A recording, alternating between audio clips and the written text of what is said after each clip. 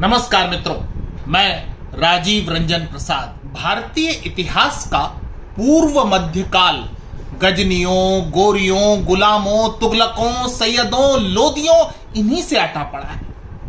आपको ध्यान देना होगा कि इन लुटेरे मुसलमान आक्रांताओं के अधिकार में आई भूमि उत्तर भारत के एक छोर पर सिमट जाती है, जबकि उन्हीं समयों में अधिक विस्तारित, अधिक गौरवशाली और अधिक समृद्ध राष्ट्रकूटों, यादवों, पांड्यों, चोलों, पल्लवों आदि को इतिहास की पुस्तकों में सीमित व्याख्या प्राप्त हुई है।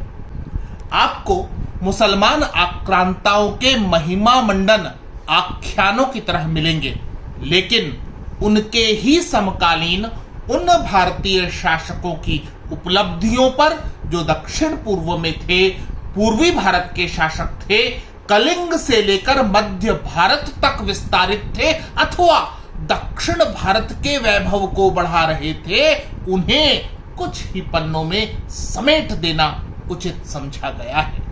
भारत के वास्तविक गौरव को जानना है तो अतीत को उल्टा पढ़िए। इसी दृष्टिकोण से आज विजयनगर साम्राज्य के कुछ अनकहे अनजाने पन्ने पलटते हैं। डॉक्टर वासुदेव उपाध्याय अपनी पुस्तक विजयनगर का इतिहास की भूमिका में लिखते हैं, भारत में समय समय पर अनेक साम्राज्य स्थापित हुए, वे उन्नति की पराकाष्ठा पर पहुंचे और अंत में काल के गाल में सदा के लिए विलीन हो गए। इनमें से कुछ ऐसे भी साम्राज्य हैं जिनका नाम केवल कथा शेष रह गया है और जिनके अतल वैभव तथा कला कौशल की स्मृति वे खंडहर दिलाते हैं जो समय के थपेड़ों को सहकर भी अपना सर उठाए खड़े हैं। विजयनगर इन्हीं साम्राज्यों में से एक है।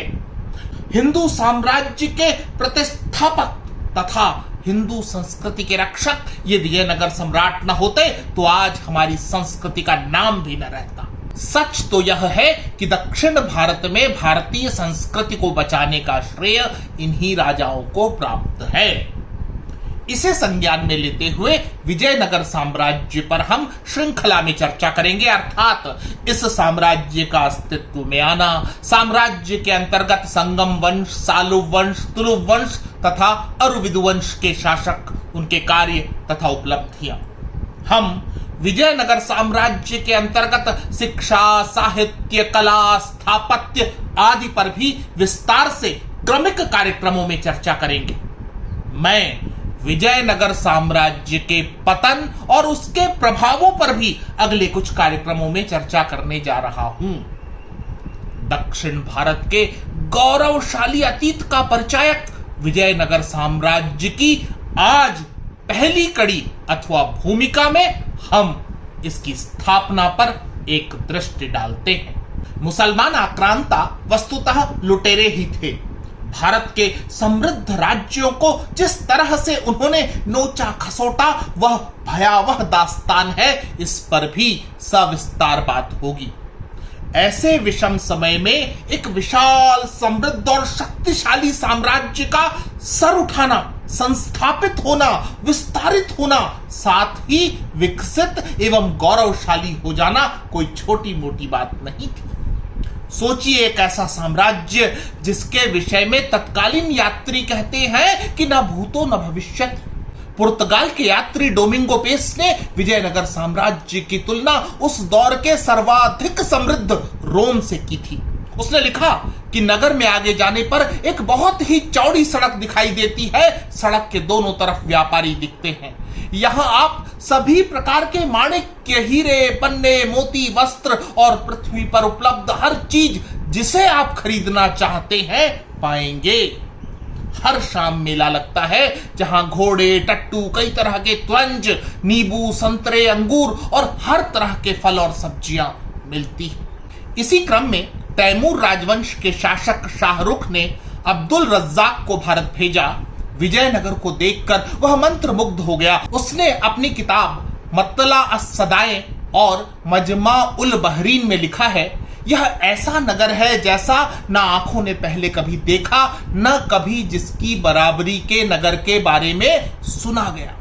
यह ऐसा समृद्ध नगर है जहां के जौहरी हीरे मोती पन्ना माणिक्य सड़कों पर बेचते नजर आते हैं। सच्चाई यही है कि उस समय की राजनीतिक परिस्थितियां, जबकि चालुक्य, काकतीय, होयसल जैसी शक्तियां मुसलमान आक्रांताओं द्वारा नष्ट कर दी गई, तब दांतों के बीच जैसे जीभ सुरक्षित रहती है, कोयले के मध्य विजयनगर साम्राज्य किसी माणिक्य की तरह अपनी रोशनी जगमगाता हुआ अवस्थित था। राजा हरिहर के साथ आरंभ हुई विजयनगर के राजवंश की परंपरा को लेकर विद्वानों में मतभेद है तथा उनकी उत्पत्ति को लेकर 4 मत प्रतिपादित हैं, अर्थात काकतीय, कादंब, तुलुक तथा होयसल वंश से उनका संबंध जोड़ा जाता है। वे काकतीय थे। इस मत को स्वीकार करने में कठिनाई यह है कि जब काकतीय राजधानी वारंगल मुसलमान आक्रांताओं से जूझ रही थी, ऐसे में अपने शासक को विपत्ति में छोड़कर काकतीय कुलोत्पन्न 2 भाई हरिहर और बुक्क क्यों होयसल शासक की शरण में आएंगे, ऐसा सोचा नहीं जा सकता। यदि ऐसा हुआ भी तो शत्रु के सामंतों को क्यों होयसल शासक महामंडलेश्वर जैसी महत्व की उपाधि को प्रदान करेंगे। काकतियों और होयसलों के बीच में संघर्ष जाहिर है। इसके अतिरिक्त विटगुंठा अभिलेख, जो कि हरिहर के उत्तराधिकारी शासकों द्वारा लिखवाया गया है, उसमें विजयनगर के शासक स्वयं को चंद्रवंशी तथा यदुकुल के भूषण कह रहे हैं। इससे भी काकतीय उत्पत्ति वाली थ्योरी उचित नहीं लगती। दूसरी थ्योरी तुलुव वंश की उत्पत्ति से संबंधित है। ऐसा मानने का कोई ठोस कारण नहीं है, बल्कि केवल इतना ही कि विजयनगर साम्राज्य के सर्वाधिक प्रसिद्ध शासक कृष्णदेव राय तुलुव का शासन रहा है।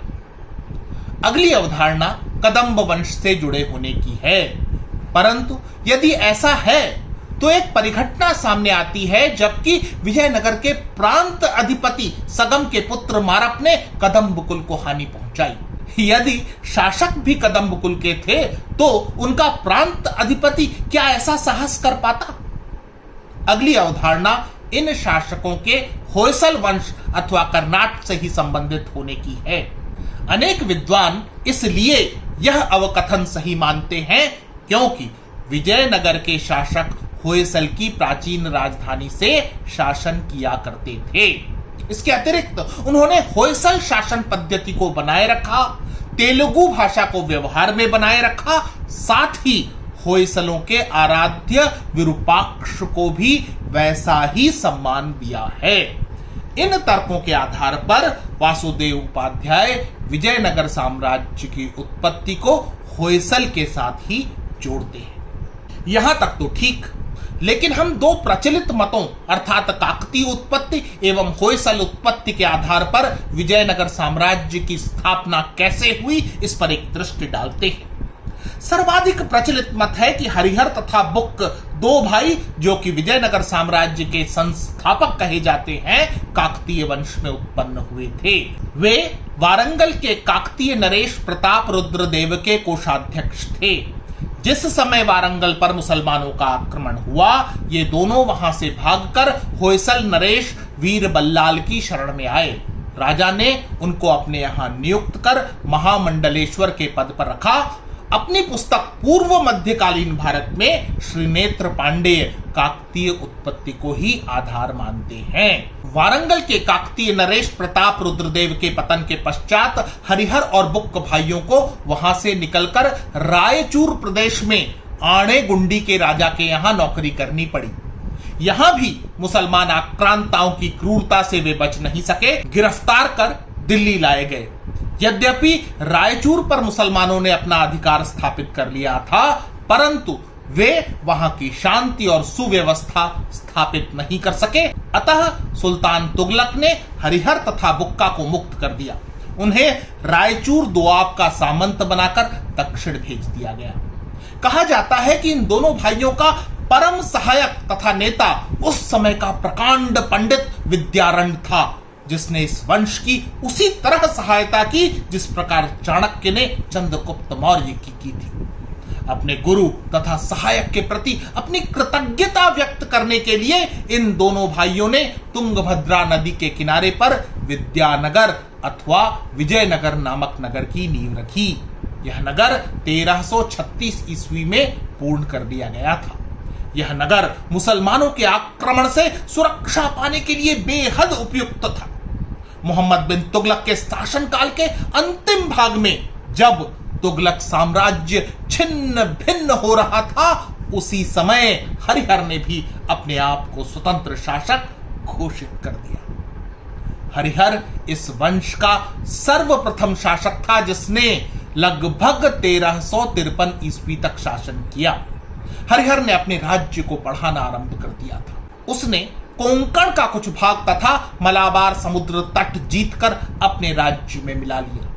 उस समय के शिलालेखों से यह पता चलता है कि हरिहर तथा बुक्क उस संघ में भी सम्मिलित हुए थे जो वारंगल के राजा कृष्ण नायक ने मुसलमानों की सत्ता को उखाड़ फेंकने के लिए 1344 में बनाया था। हरिहर के लिए परिस्थितियां अनुकूल थी। 1346 में अंतिम होयसल राजा की मृत्यु हो गई। मोहम्मद तुगलक की भी सत्ता दक्षिण में समाप्त हो चुकी थी। ऐसी दशा में हरिहर के लिए राज्य को बढ़ाना सरल कार्य हो गया। उसने अपने राज्य के चारों ओर विजय अभियान आरंभ किया और थोड़ी ही समय में राज्य का विस्तार उत्तर में कृष्णा नदी से लेकर दक्षिण में कावेरी नदी तक और पूर्व तथा पश्चिम में एक समुद्र तट से दूसरे समुद्र तट तक फैल गया था। इस प्रकार होयसल राज्य की समस्त भूमि विजयनगर राज्य के अंतर्गत आ गई थी। वासुदेव उपाध्याय लिखते हैं कि जिन समयों में होयसल शासकों पर मुसलमान आक्रांता और लुटेरे आघात कर रहे थे, उसी दौर में तत्कालीन शासक वीर बल्लाल तृतीय ने हरिहर प्रथम विजयनगर के प्रथम शासक को होयसल राज्य के उत्तरी भाग का संरक्षक बनाया और महामंडलेश्वर की पदवी से विभूषित किया था। समय का चक्र चला। आक्रांताओं ने होयसल राज्य की राजधानी द्वार समुद्र को लूट लिया, नष्ट कर दिया। इसके पश्चात हरिहर और बुक्क दो भाइयों का वह वृतांत आरंभ होता है जो विजयनगर साम्राज्य की गौरव गाथा को लिखता है। हरिहर ने होयसल राज्य के पतन के समानांतर विजयनगर साम्राज्य की नींव रख दी थी। विजयनगर साम्राज्य और उसकी उत्पत्ति को लेकर बहस लंबे समय से चली आ रही है। सभी के अपने अपने तर्क हैं, लेकिन जो बात बिल्कुल ठीक है, बदली नहीं जा सकती, वह यह कि विजयनगर की स्थापना वस्तुतः होयसल साम्राज्य की बुनियाद पर हुई है। विजयनगर के शासक भारत की गौरव गाथा के सुनहरे पन्ने कहे जा सकते हैं। मित्रों, आज इतना ही। फिर मिलता हूं ऐसे ही किसी ऐतिहासिक तथ्य के साथ। अगर आपको मेरा यह चैनल पसंद आ रहा है तो कृपया इसे सब्सक्राइब करें।